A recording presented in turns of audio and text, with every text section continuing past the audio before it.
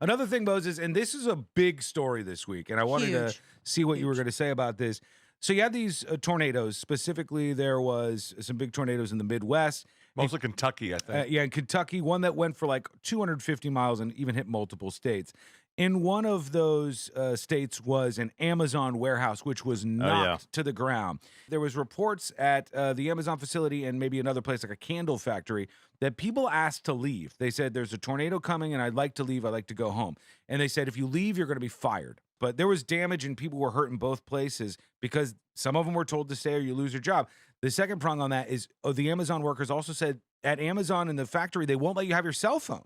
So tornadoes going through, the building collapses, and your cell phone's in some stupid locker or in your car or something. So in the first part of that, what about them saying you can't leave, you can't go home, you'll lose your job? Well, I think the big issue there is that they knew a tornado was coming and they didn't take proper precautions to protect their employee. It's a general negligence standard, essentially. Just like if there's a hurricane coming here, well, we ignore hurricanes here, but We're used they, to them. yeah, they know there's a tornado coming. They should have a procedure in place to ensure the safety of their employees. Yeah, they do. With us, it's make us go to work. Right. You have to stay Which is the inside. safest place to be all the time. Of course.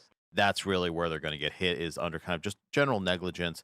They didn't have a safety plan in place that they implemented and executed knowing that this was coming. Of course, with any case, you need to know more details. I'm sure as they kind of dig through this, more details will come out. But initially, from what they're saying, it doesn't sound great for Amazon. Yeah, Celine mentioned when we were talking about this, I believe, it's a kind of damned if you do, damned if you don't scenario, because with a place like an Amazon warehouse, if they did let them go and then they got hurt when they were driving and like the tornado hit their car or something, maybe they could be liable on that side too. Well, see, my thought is more along the lines of there should be some sort of safe area or some sort of procedure.